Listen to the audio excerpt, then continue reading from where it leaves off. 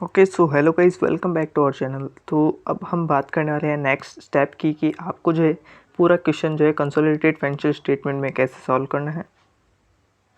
तो कुछ मैं आपको जो है यहाँ पर स्टेप्स बताने वाला हूँ, उसको आप फॉलो करना है और उसको फॉलो करोगे आप तो आप जो है आसानी से अपने बिना कंफ्यूज हुए पूरे कॉन्सेप्ट को समझ पाओगे और आंसर को निकाल पाओगे।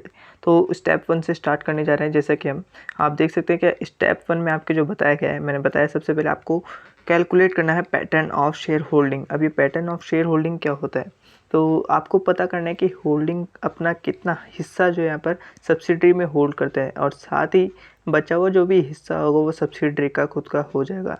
लेट्स सपोज अपन यहाँ पर मान के चलते हैं कि होल्डिंग क्वेश्चन में डायरेक्टली गिवन है कि 70% होल्डिंग जो है यहाँ पर सब्सिडरी में अपना हिस्सा होल्ड करता है। तो बचा हुआ हिस्सा कितना हुआ यहाँ पर 30%। तो 30% अपने आप ही यहाँ पर सब्सिडरी का हिस्सा अपन को यहाँ पर पता चल जाएगा। तो इस तरह से अपन को कैलकुलेशन पहले करनी है। इसके बाद आती है यहाँ पर बारी स्टेप 2 की।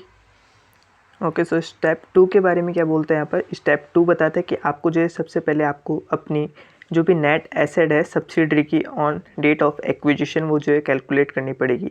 अब ये नेट एसेट आपको क्या होता है आपको ये समझना पड़ेगा। तो आप जो यहाँ पर एफए में पढ़ते आ रहे हो इक्विटी या फिर इक्विटी शेयर होल्डर फंड, उसी को जो अपन यहाँ पर कैलकुलेट करने वाले हैं।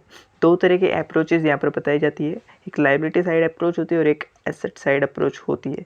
तो दोनों तरीके से अपन कैलकुलेट कर सकते हैं क्योंकि दोनों तरह की डेटा क्वेश्चन में गिवन हो सकते हैं। तो आपको सबसे पहले अपन बताने वाला हूँ मैं यहाँ पर सबसे पहले लाइबिलिटी अप्रोच में अपन क्या करेंगे, सबसे पहले जो भी इक्विटी शेयर कैपिटल है अपनी इक्विटी शेयर कैपिटल ले लेंगे। तो इसको आपको डायरेक्टली याद नहीं रखना, जैसे मैं बैलेंस शीट का यहाँ पर फॉर्मेट बताते हो आपको समझा रहा हूँ वैसे आपको जो अपने माइंड में इसको जो यहाँ पर कैप्चर करना है। तो जैसे सबसे पहले अपने यहाँ पर इक्विटी शेयर कैपिटल आता है, उसके जस्ट नीचे रिजर्व एंड सरप्लस आता है। तो रिजर्व सरप्लस को जो भी आता है आपको उसको ऐड कर लेना है अपने इसमें इक्विटी शेयर कैपिटल में। इसके बाद जो भी फिक्टिशियस एसेट होती है, फिक्टिशियस एसेट एक तरह से काल्पनिक यानी कि एक तरह से जो काल्पनिक संपत्तियाँ होती है वो होती है। तो इसको अपन जो है क्या करते हैं उस चीज़ों को अपन लेस कर देते हैं। इसके बाद जो है मैंने आपको यहाँ पर कुछ एक यहाँ पर डायग्राम बना के समझाने की कोशिश की कि जो भी रिवैल्यूएशन होता है यहाँ पर रिवैल्यूएशन का जो भी प्रॉफिट या फिर जो भी लॉस होता है उसका भी एडजस्टमेंट अपन को इधर करना पड़ता है। अब कैसे इसका एडजस्टमेंट करते हैं अपन, जैसे कि आप देख पा रहे हैं यहाँ पर कि जो प्रॉफिट होता है उसको तो अपन ऐड कर देते हैं और जो भी लॉस होता है रिवैल्यूएशन को उसको अपन लेस कर देते हैं। तो ये सारी अप्रोच मतलब जैसे इक्विटी शेयर कैपिटल आपने ले लिया उसमें रिजर्व सरप्लस जोड़ दिया, जो भी फिक्टिशियस एसेट वो लेस कर दिया। इसके बाद जो भी रिवैल्यूएशन का प्रॉफिट आया तो उसको ऐड कर दो और लॉस आया तो उसको लेस कर दो। ये हो गई अपनी liability side approach. Liability side approach अधिकतर क्वेश्चन से पूछी जाती है। तो 90% आपको जो इसके केसेस लाइबिलिटी साइड अप्रोच वाले ही जो है क्वेश्चंस में देखने को मिलेंगे। इसके बाद आती है अपने पास asset side approach. Asset side approach में अपन को नॉर्मली निकालना तो यही चीज़ होता है।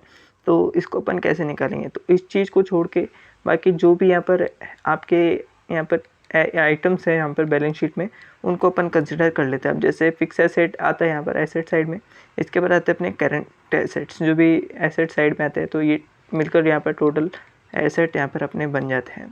टोटल एसेट बन चुके हैं। अब इसके अलावा जो equity share capital reserve surplus और फिक्टिशियस एसेट, इनके अलावा जो है बैलेंस शीट में लायबिलिटी साइड जो है कौन कौन सी चीज़ें आती है, तो देख सकते हैं यहाँ पर सबसे पहले आता है प्रेफरेंस शेयर कैपिटल अपने, फिर लॉन्ग टर्म लायबिलिटीज़ आती है जिसमें यहाँ पर नॉन करंट लायबिलिटीज़ अपन को गिवन है। इसके बाद करंट लायबिलिटीज़ आती है जो डायरेक्टली यहाँ पर गिवन है। तो फिक्स एसेट्स और करंट एसेट्स को आप जोड़ोगे और उसमें से घटा दोगे जो भी प्रेफरेंस शेयर कैपिटल है, जो भी नॉन करंट लायबिलिटीज़ है या फिर जो भी करंट लायबिलिटीज़ है, तीनों को घटाया तो आपके पास जो यहाँ पर जो एसेट साइड अप्रोच से आपके पास नेट एसेट की कैलकुलेशन आसानी से हो जाएगी। तो इस तरह से अपन देखिए कह सकते हैं कि जो एसेट साइड अप्रोच है उसमें अपन क्या लगाते हैं। तो टोटल एसेट सबसे पहले आपको लेनी है, उसमें से जो भी एक्सटर्नल लायबिलिटीज़ है, एक्सटर्नल लायबिलिटीज़ में आप क्या क्या लोगे, जो भी नॉन करंट लायबिलिटीज़ है और जो भी करंट लायबिलिटीज़ है, इन दोनों को इंक्लूड यहाँ पर लेस कर दिया अपन ने। और जो भी प्रेफरेंशियल कैपिटल आपको दिख रही है अगर है तो उसको लेस कर दीजिए, नहीं है तो इग्नोर कर दीजिए।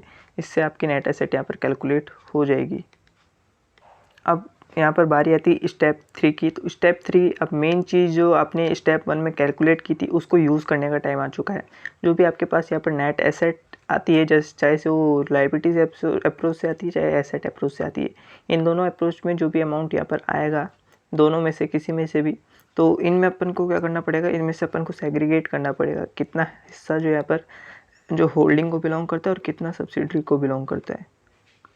तो सेग्रीगेट करने के लिए अपन को चाहिए परसेंटेज, जो स्टेप 1 में अपन ने कैलकुलेट की थी, यानी होल्डिंग का कितना परसेंटेज है उस परसेंटेज से मल्टीप्लाई करके आपको इसका अमाउंट निकाल लेना है। साथ ही जो भी सब्सिडरी का परसेंटेज होल्डिंग होगा वो आपको यहाँ पर परसेंटेज मल्टीप्लाई करके उसका यहाँ पर निकाल लेना है। इसको अपन क्या बोलते हैं, इसको बोलते हैं अपन minority interest on date of acquisition, यानी MI ऑन DOA। इसके बाद जो यहाँ पर होल्डिंग का आता है उसको यहाँ पर अपन ने पिछले कॉन्सेप्ट में अपन ने देखा था कि अपन गुडविल या फिर कैपिटल रिजर्व निकालते हैं इसमें से।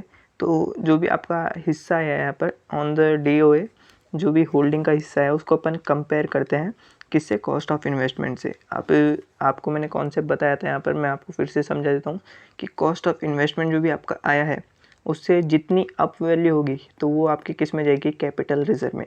इससे जितनी भी लो वैल्यू होगी आपकी वो जाएगी आपकी गुडविल में। तो इसके जो यहाँ पर मैंने एक्सप्लेनेशन यहाँ पर क्वेश्चन में दिया हुआ है, देखिए सॉरी यहाँ पर चार्ट में दिया हुआ है, जो भी यहाँ पर होल्डिंग का बिलोंग करता है शेयर, उसका अपन शेयर ले लेंगे और उसको वर्सेस करेंगे किससे, कॉस्ट ऑफ इन्वेस्टमेंट से।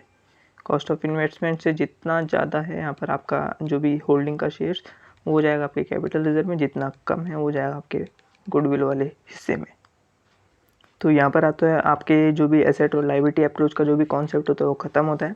इसके बाद जो अपन स्टार्ट करेंगे आपके बुक के इलस्ट्रेशंस एग्जांपल फर्स्ट अपन सबसे पहले करने वाले हैं नेक्स्ट वीडियो में, जो कि आपको प्लेलिस्ट में मिल जाएगी। वीडियो अच्छी लगी तो वीडियो को लाइक जरूर से करना, चैनल पर नए हो तो चैनल को सब्सक्राइब करके जाना ताकि ऐसे ही वीडियोज़ आपको मिलते रहे। फिर मिलते हैं नेक्स्ट वीडियो में, तब तक के लिए टेक केयर, बाय बाय।